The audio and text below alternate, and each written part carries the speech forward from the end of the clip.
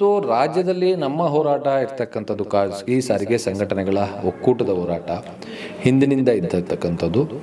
ಕರ್ನಾಟಕ ರಾಜ್ಯಕ್ಕೆ ನಮಗೆ ಎಸ್ಪೆಷಲಿ ನಮ್ಮ ಬೆಂಗಳೂರು ನಗರ ಆಗಿರ್ಬೋದು, ಉಳಿದಂಥ ಎಲ್ಲ ಜಿಲ್ಲೆಗಳಿಗೆ ಬೈಕ್ ಟ್ಯಾಕ್ಸಿಯ ಅಗತ್ಯತೆ ಇಲ್ಲ ಅನ್ನೋವಂಥದ್ದು. ರಾಜ್ಯ ಸರ್ಕಾರ ಒಂದು ಸ್ಪೆಷಲ್ ಪಿಟಿಷನ್ನ, ಅಪೀಲನ್ನು, ಮೇಲ್ಮನವಿಯನ್ನು ಸುಪ್ರೀಂ ಕೋರ್ಟಲ್ಲಿ ಸಲ್ಲಿಸಬೇಕು. ಮತ್ತು ಇವತ್ತು ಏನು ಆದೇಶ ಬಂದಿದೆ, ಈ ಆದೇಶಕ್ಕೆ ತಡೆಯಾಜ್ಞೆಯನ್ನು ತರಬೇಕು ಅಂತ. ಒಂದು ರೂಲ್ಸನ್ನು ಮಾಡೋದು ಬಿಡೋದು ಸರ್ಕಾರಕ್ಕೆ ಬಿಟ್ಟಿರ್ತಕ್ಕಂಥ ಕೆಲಸ. ಆದರೆ ಸರ್ಕಾರಕ್ಕೆ ಡೈರೆಕ್ಷನ್ ಕೊಡೋದ್ರಲ್ಲಿ, ಹೈಕೋರ್ಟ್ ಹೈಕೋರ್ಟ್ ಕೊಡೋದ್ರಲ್ಲಿ ಅದಕ್ಕೆ ಅಧಿಕಾರವಿದೆಯಾ ಅನ್ನುವಂಥದ್ದು ಪ್ರಪ್ರಥಮವಾಗಿ ಕಾನೂನಿನಡಿಯಲ್ಲಿ ಇರ್ತಕ್ಕಂಥ ಒಂದು ಸಂವಿಧಾನಾತ್ಮಕ ಪ್ರಶ್ನೆ ಆಗಿದೆ. ಮೊನ್ನೆ ವಿಧಾನಸೌಧದ ಒಂದು ಪಡಸಾಲೆಯಲ್ಲಿ ದೊರೆತಂಥ ಮಾಹಿತಿಯ ಪ್ರಕಾರ ಇವತ್ತು ಇವರು ಬೈಕ್ ಟ್ಯಾಕ್ಸಿ ಚಾಲಕರು ಹೋಗ್ಬಿಟ್ಟು ರಾಹುಲ್ ಗಾಂಧಿ ಅವ್ರನ್ನ ಭೇಟಿ ಮಾಡಿದ್ದಾರೆ. ರಾಹುಲ್ ಗಾಂಧಿ ಅವ್ರನ್ನ ಭೇಟಿ ಮಾಡಿರ್ತಕ್ಕಂಥದ್ದು, ರಾಹುಲ್ ಗಾಂಧಿಯವರು ಒಂದು ಕರೆ ಮಾಡಿ ನಮ್ಮ ಮಾನ್ಯ ಮುಖ್ಯಮಂತ್ರಿಗಳಿಗೆ ಅವರಿಗೆ ಸಹಾಯ ಮಾಡಿ ಬೈಕ್ ಟ್ಯಾಕ್ಸಿ ಚಾಲಕರಿಗೆ ಅನ್ನುವಂಥ ಒಂದು ಕರೆ ಮಾಡಿ ತಿಳಿಸಿದ್ದಾರೆ. ಪತ್ರವನ್ನು ಕೂಡ ಬರೆದಿದ್ದಾರೆ ಅನ್ನುವಂಥ ಮಾಹಿತಿ ಸಿಕ್ಕಿದೆ. ಪ್ರಿಯ ವೀಕ್ಷಕರೇ, ನೀವೇನು ನೋಡ್ತಾ ಇದ್ದೀರಾ, ಬೈಕ್ ಟ್ಯಾಕ್ಸಿ ಈಗ 5-6 ವರ್ಷಗಳಿಂದ ಏನು ನಡ್ಕೊಂಡು ಬರ್ತಾ ಇತ್ತು. ಬೈಕ್ ಟ್ಯಾಕ್ಸಿ ಬೇಕು ಅನ್ನೋದು ಒಂದು ಕಡೆ ಆದರೆ, ಬೈಕ್ ಟ್ಯಾಕ್ಸಿ ಬೇಡ ಅನ್ನೋದು ಇನ್ನೊಂದು ಕಡೆ ಆಗಿದೆ.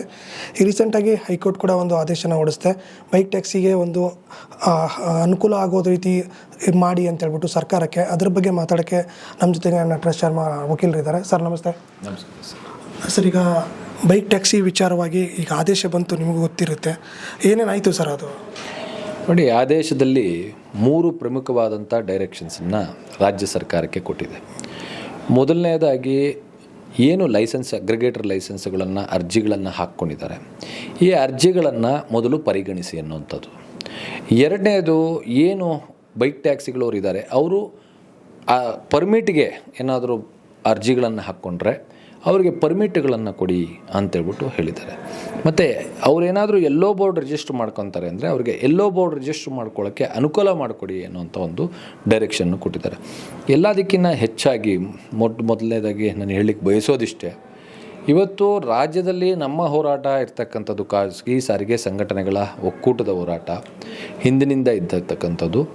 ಕರ್ನಾಟಕ ರಾಜ್ಯಕ್ಕೆ ನಮಗೆ ಎಸ್ಪೆಷಲಿ ನಮ್ಮ ಬೆಂಗಳೂರು ನಗರ ಆಗಿರ್ಬೋದು, ಉಳಿದಂಥ ಎಲ್ಲ ಜಿಲ್ಲೆಗಳಿಗೆ ಬೈಕ್ ಟ್ಯಾಕ್ಸಿಯ ಅಗತ್ಯತೆ ಇಲ್ಲ ಅನ್ನುವಂಥದ್ದು. ಈ ಒಂದು ಇದರಲ್ಲಿ ನಾವಿವತ್ತು ಏನು ಆದೇಶ ಬಂದಿದೆ, ಈ ಆದೇಶಕ್ಕೆ ವಿರುದ್ಧವಾಗಿ, ಆದೇಶ ವಿರುದ್ಧ ಅಂತ ಹೇಳೋದಕ್ಕಿಂತ ಹೆಚ್ಚಾಗಿ ಈ ಆದೇಶದಲ್ಲಿ ಕೆಲವೊಂದು ಇದನ್ನು ಗಣನೆಗೆ ತೆಗೆದುಕೊಳ್ಳದೇ ಇರೋ ಕಾರಣದಿಂದ, ಕೆಲವೊಂದು ಅಂಶಗಳು, ನಾವು ಮಾಡಿರ್ತಕ್ಕಂಥ ಅಂಶಗಳನ್ನು ಗಣನೆಗೆ ತೆಗೆದುಕೊಳ್ಳದೇ ಇರೋ ಕಾರಣದಿಂದ ನಾವು ಸಬ್ಮಿಷನ್ ಮಾಡಿರ್ತಕ್ಕಂಥದ್ದನ್ನು, ಅದೇ ರೀತಿಯಲ್ಲಿ ಸರ್ಕಾರ ಒಂದು ಮಾಡಿರ್ತಕ್ಕಂಥ ಅಂಶಗಳನ್ನು ಗಣನೆಗೆ ತೆಗೆದುಕೊಳ್ಳದೇ ಇರೋ ಕಾರಣದಿಂದ ಇದನ್ನು ಮೇಲ್ಮನವಿಯನ್ನು ಸಲ್ಲಿಸಬೇಕು ಅನ್ನೋಂಥದ್ದು ನಮ್ಮ ಒತ್ತಾಯ ಆಗಿದೆ ಸರ್. ಈಗ ಯಾವ ರೀತಿ ಸರ್, ಅಂದರೆ ಸುಪ್ರೀಂ ಕೋರ್ಟ್ಗೆ ಹೋಗೋ ರೀತಿ ಆಗಿರ್ಬೋದಾ, ಏನು ರೀತಿ, ಏನನ್ನ ಅಂದರೆ ಯಾವುದನ್ನು ಎತ್ತಿ ಹಿಡಿತಾ ಇದ್ದೀರಿ ಅದರಲ್ಲಿ? ಸರ್, ಈಗ ಮೊದಲನೇದಾಗಿ ಒಂದು ರೂಲ್ಸನ್ನು ಮಾಡೋದು ಬಿಡೋದು ಸರ್ಕಾರಕ್ಕೆ ಬಿಟ್ಟಿರ್ತಕ್ಕಂಥ ಕೆಲಸ. ಆದರೆ ಸರ್ಕಾರಕ್ಕೆ ಡೈರೆಕ್ಷನ್ ಕೊಡೋದ್ರಲ್ಲಿ, ಹೈಕೋರ್ಟ್ ಡೈರೆಕ್ಷನ್ ಕೊಡೋದ್ರಲ್ಲಿ ಅದಕ್ಕೆ ಅಧಿಕಾರವಿದೆಯಾ ಅನ್ನುವಂಥದ್ದು ಪ್ರಪ್ರಥಮವಾಗಿ ಕಾನೂನಿನಡಿಯಲ್ಲಿ ಇರ್ತಕ್ಕಂಥ ಒಂದು ಸಂವಿಧಾನಾತ್ಮಕ ಪ್ರಶ್ನೆ ಆಗಿದೆ.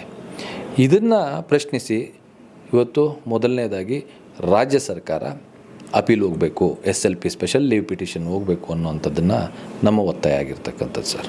ಓಕೆ, ಈಗ ಅಕಸ್ಮಾತ್ ಏನಾದ್ರು ಈಗ ಹೋಗುವಂಥ, ಈಗ ಅಂದರೆ ಇಷ್ಟು ದಿನಗಳ ಕಾಲ ಏನಾದ್ರು ಅವಕಾಶ ಇದೆಯಾ ಸುಪ್ರೀಂ ಕೋರ್ಟ್ಗೆ ಹೋಗೋಕ್ಕೆ ಅಥವಾ ಏನಾದ್ರು? ಖಂಡಿತ ಸರ್, ಈಗ 30 ದಿನಗಳ ಕಾಲ ಅವಕಾಶ ಇದೆ SLP ಹೋಗಲಿಕ್ಕೆ. ಅದರಲ್ಲಿ ನಾವು 23ನೇ ತಾರೀಕು ತನಕ ರಾಜ್ಯ ಸರ್ಕಾರಕ್ಕೆ ನಾವು ಒಂದು ನಮ್ಮ ಮನವಿಯಲ್ಲಿ ಒತ್ತಾಯವನ್ನು ಮಾಡಿದ್ದೀವಿ. ಇದೇ ತಿಂಗಳು 23ರ ಒಳಗೆ ರಾಜ್ಯ ಸರ್ಕಾರ ಒಂದು ಸ್ಪೆಷಲ್ ಲೀವ್ ಪಿಟಿಷನ್ನ, ಅಪೀಲನ್ನು, ಮೇಲ್ಮನವಿಯನ್ನು ಸುಪ್ರೀಂ ಕೋರ್ಟಲ್ಲಿ ಸಲ್ಲಿಸಬೇಕು. ಮತ್ತು ಇವತ್ತೇನು ಆದೇಶ ಬಂದಿದೆ, ಈ ಆದೇಶಕ್ಕೆ ತಡೆಯಾಜ್ಞೆಯನ್ನು ತರಬೇಕು ಅಂತ. ಈಗ ಮೊದಲನೇದಾಗಿ ಕೆಲವು ನಮ್ಮ ಚಾಲಕರಲ್ಲಿ ಒಂದು ಗೊಂದಲ ಇದೆ. ಯಾಕೆ ಇದಕ್ಕೆ ಮೇಲ್ಮನವಿಯನ್ನು ಸಲ್ಲಿಸಿ ಸ್ಟೇ ತರಬೇಕು ಅಂತಂದರೆ ಒಂದೇ ಒಂದು, ಈಗ ಮೇಲ್ಮನವಿಯನ್ನು ಸಲ್ಲಿಸದೇ ಹೋದ ಪಕ್ಷದಲ್ಲಿ ಸರ್ಕಾರ ಇವತ್ತು ನಮ್ಮ ಏನು ಉಚ್ಚ ನ್ಯಾಯಾಲಯ ಕೊಟ್ಟಿರ್ತಕ್ಕಂಥ ಆದೇಶ ಇದೆ ಅದನ್ನು ಒಪ್ಪಿಕೊಂಡಂಗಾಗತ್ತೆ. ಇವತ್ತು ನಾವು ರೂಲ್ಸ್ ಮಾಡದೇ ಇರ್ಬೋದು, ಮುಂದಿನ ದಿನಗಳಲ್ಲಿ ಅದು ರೂಲ್ಸ್ ಮಾಡುವಂಥ ಒಂದು ಒತ್ತಾಯ ಅದು ಸರ್ಕಾರದ ಮೇಲೆ ಬೀಳುತ್ತೆ.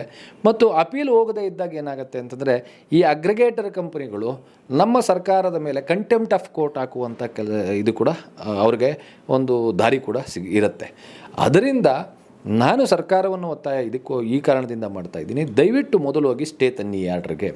ಈ ಸ್ಟೇ ಆರ್ಡ್ರ್ ತಂದಾಗ ಏನಾಗುತ್ತೆ, ಸರ್ಕಾರನೂ ಸೇಫು, ನಮ್ಮಲ್ಲಿ ನಾವು ಆರ್ಡ್ರ್ ಇದು ಏನು ರೂಲ್ಸನ್ನು ಫ್ರೇಮ್ ಮಾಡಬೇಕಾ ಬೇಡವಾ ಅನ್ನೋದನ್ನು ಕೂಡ ಇವಾಗ ಅದರಲ್ಲೂ ಇನ್ನೊಂದು ಆದೇಶ ಅಂತಂತಂದರೆ ಬೈಕ್ ಟ್ಯಾಕ್ಸಿಗಳಿಗೆ ನೀವು ರೂಲ್ಸನ್ನು ಫ್ರೇಮ್ ಮಾಡಿ ಅನ್ನೋಂಥದ್ದು ಕೂಡ ಕೊಟ್ಟಿರ್ತಕ್ಕಂಥದ್ದು ಮೇಯ್ನ್ ಮುಖ್ಯವಾಗಿ. ಅದು ಕೂಡ ಗಣನೆಗೆ ತೆಗೆದುಕೊಳ್ಬೇಕು ಅಂದಾಗ ಈಗ ರೂಲ್ಸ್ ಫ್ರೇಮ್ ಎಷ್ಟು ದಿನದೊಳಗೆ ಮಾಡಬೇಕು? ಸಾಮಾನ್ಯವಾಗಿ 30 ದಿವಸ, 40 ದಿವಸ, 60 ದಿವಸ ಅಥವಾ 3 ತಿಂಗಳು. ಈ 3 ತಿಂಗಳೊಳಗೂ ಮಾಡಲಿಲ್ಲ ಅಂದಾಗ ಏನಾಗುತ್ತೆ? ನೆಕ್ಸ್ಟ್ ಪ್ರಶ್ನೆ, ಯಾರು ಅರ್ಜಿದಾರ ಇರ್ತಾರೆ? ಇವತ್ತು ಅರ್ಜಿದಾರದ ಕಂಪ್ನಿಗಳು, ಅಗ್ರಿಗೇಟರ್ ಕಂಪ್ನಿಗಳಿವೆ, ಅವು ನೀವು ಕೊಟ್ಟಿರ್ತಕ್ಕಂಥ ಆದೇಶವನ್ನು ಸರ್ಕಾರ ಉಲ್ಲಂಘನೆ ಮಾಡಿದೆ, ಆದ್ದರಿಂದ ಇದರ ಮೇಲೆ ನಾವು ಕಂಟೆಂಪ್ಟ್ ಇನಿಷಿಯೇಟ್ ಮಾಡ್ತಾ ಇದ್ದೀವಿ, ನ್ಯಾಯಾಂಗ ಉಲ್ಲಂಘನೆಯ ಕೇಸನ್ನು ನಾವು ದಾಖಲಿಸ್ತಾ ಇದ್ದೀವಿ. ಆಗ ಸರ್ಕಾರ ಮಂಡಿಯೂರಿ ಇದನ್ನು ರೂಲ್ಸನ್ನು ಮಾಡಲೇಬೇಕಾದಂಥ ಒಂದು ಪರಿಸ್ಥಿತಿಗೆ ರೀಚ್ ಆಗುತ್ತೆ. ಆ ಕಾರಣದಿಂದ ಅದಕ್ಕೆ ಅವಕಾಶವನ್ನು ಕೊಡ್ತೀರಾ, ಅಗ್ರಿಗೇಟರ್ ಕಂಪನಿಗಳಿಗೆ ಅವಕಾಶವನ್ನು ಮಾಡಿಕೊಡ್ಬಾರ್ದು ಅಂತಂದರೆ ಸರ್ಕಾರ 23ನೇ ತಾರೀಕು ಒಳಗೆ ಒಂದು ಸ್ಪೆಷಲ್ ಲೀವ್ ಪಿಟಿಷನ್ ಹಾಕ್ಕೋಬೇಕು, ಮೇಲ್ಮನವಿಯನ್ನು ಸಲ್ಲಿಸಿ ಅದಕ್ಕೆ ತಡೆಯಾಜ್ಞೆಯನ್ನು, ಏನು ನಮ್ಮ ಉಚ್ಚ ನ್ಯಾಯಾಲಯ ಕೊಟ್ಟಿರ್ತಕ್ಕಂಥ ಆದೇಶಕ್ಕೆ ತಡೆಯಾಜ್ಞೆಯನ್ನು ತರಬೇಕು ಅಂತೇಳಿ ಕೋರ್ಕೊತೀನಿ ಸರ್. ಈಗ ನಮ್ಮ ಸರ್ಕಾರದ ಒಲವು ಯಾವ ರೀತಿ ಇದೆ ಸರ್? ಅಂದರೆ ಏನೋ ಬೈಕ್ ಟ್ಯಾಕ್ಸಿ ತರುವಂಥ ಒಲವಿದೆಯಾ, ಇಲ್ಲ ಮುಂದೆ ಸ್ಟೇ ಹೋಗೋಣ ಅಂತ ಏನೋ ಒಲವಿದೆಯಾ ಸರ್? ಮಾನ್ಯ ಮಂತ್ರಿಗಳಂತೂ ನಮ್ಮ ಕಡೆ 100% ಇದ್ದಾರೆ. ಅವರ ಒಲವಂತೂ ಚಾಲಕರ ಪರ ಇದೆ, ಅವರ ಧ್ವನಿಯಂತೂ ಚಾಲಕರ ಪರ ಇದೆ. ಆದರೆ ಇಲ್ಲಿ ಎಲ್ಲೋ ಒಂದು ರೀತಿಯಲ್ಲಿ ನನಗೆ ಮೊನ್ನೆ ವಿಧಾನಸೌಧದ ಒಂದು ಪಡಸಾಲೆಯಲ್ಲಿ ದೊರೆತಂಥ ಮಾಹಿತಿಯ ಪ್ರಕಾರ ಇವತ್ತು ಇವರು ಬೈಕ್ ಟ್ಯಾಕ್ಸಿ ಚಾಲಕರು ಹೋಗ್ಬಿಟ್ಟು ರಾಹುಲ್ ಗಾಂಧಿ ಅವ್ರನ್ನ ಭೇಟಿ ಮಾಡಿದ್ದಾರೆ.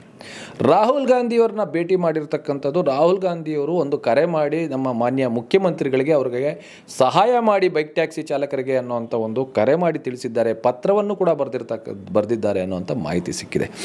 ಈ ಮಾಹಿತಿಯ ಆಧಾರದ ಮೇಲೆ ನಮಗನ್ನಿಸೋದು, ಇವತ್ತು ಮಂತ್ರಿಗಳು ಎಷ್ಟೇ ಎಫರ್ಟ್ ಹಾಕಿ ಎಷ್ಟೇ ನಮ್ಮ ಜೊತೆಯಲ್ಲಿದ್ದರೆ ಕೂಡ ಮಾನ್ಯ ಮುಖ್ಯಮಂತ್ರಿಗಳು ಈ ಒಂದು ಮೇಲ್ಮನವಿಯನ್ನು ಸಲ್ಲಿಸಲಿಕ್ಕೆ ಸುಪ್ರೀಂ ಕೋರ್ಟಲ್ಲಿ ಮೇಲ್ಮನವಿಯನ್ನು ಸಲ್ಲಿಸಿ ಈ ಆದೇಶಕ್ಕೆ ಒಂದು ತಡೆಯಾಜ್ಞೆಯನ್ನು ತರಿಸಲಿಕ್ಕೆ ರಾಜ್ಯ ಸರ್ಕಾರ ಒಂದು ಪರ್ಮಿಷನ್ ಕೊಡಬೇಕಾಗಿದೆ. ಆ ಪರ್ಮಿಷನನ್ನು ಕೊಡದೆ ಹೋದ ಪಕ್ಷದಲ್ಲಿ ಮಾನ್ಯ ಮಂತ್ರಿಗಳ ಕೈನಲ್ಲಿ ಏನಿರುತ್ತೆ, ಅವಾಗ ನಾವು ಮಂತ್ರಿಗಳನ್ನೇ ಬೈಕೊಂಡು ಓಡಾಡ್ತೀವಿ. ಅವಾಗ ಸಾರಿಗೆ ಮಂತ್ರಿಗಳು ಸರಿ ಇಲ್ಲ, ಮಂತ್ರಿಗಳು ಅವರ ವ್ಯಾಪ್ತಿಯಲ್ಲಿ, ಅಧಿಕಾರ ವ್ಯಾಪ್ತಿಯಲ್ಲಿ ಇಷ್ಟು ದಿನ ಏನಿತ್ತು ಅದನ್ನು ಮಾತ್ರನೇ ಹೇಳಬಲ್ಲವೇ ಹೊರತು ಗೊತ್ತಿಲ್ಲದೆ ಇರ್ತಕ್ಕಂಥವ್ರು ಏನು ಮಾಡ್ತಾರೆ ಅಂತಂದರೆ ಮಾನ್ಯ ಮಂತ್ರಿಗಳು ಸರಿ ಇಲ್ಲ, ಅದಕ್ಕೆ ಅವ್ರು ಅಪೀಲ್ ಹೋಗಲಿಲ್ಲ ಅಂತಾರೆ. ಈಗ ಚೆಂಡು ಬಂದು ಮಾನ್ಯ ಮುಖ್ಯಮಂತ್ರಿಗಳ ಕಚೇರಿಲಿದೆ. ಮಾನ್ಯ ಮುಖ್ಯಮಂತ್ರಿಗಳು ಪರ್ಮಿಷನ್ನ ಕೊಡಬೇಕು ಸಾರಿಗೆ ಇಲಾಖೆಗೆ. ಅವ್ರು ಪರ್ಮಿಷನ್ ಕೊಟ್ಟ ನಂತರದಲ್ಲಿ ಇದನ್ನು SLP ಪ್ರಿಫರ್ ಆಗುತ್ತೆ, ಸರ್ಕಾರ ಪ್ರಿಫರ್ ಮಾಡಬೇಕಾಗುತ್ತೆ, ಸಾರಿಗೆ ಇಲಾಖೆ ಪ್ರಿಫರ್ ಮಾಡಬೇಕಾಗುತ್ತೆ. ಆ ಕಾರಣದಿಂದ ನಮ್ಮ ಒಂದು ಬೇಡಿಕೆ ಅಥವಾ ನಮ್ಮ ಒಂದು ಮನವಿ ಇವತ್ತಿರ್ತಕ್ಕಂಥದ್ದು ಮಾನ್ಯ ಮುಖ್ಯಮಂತ್ರಿಗಳ ಬಳಿ.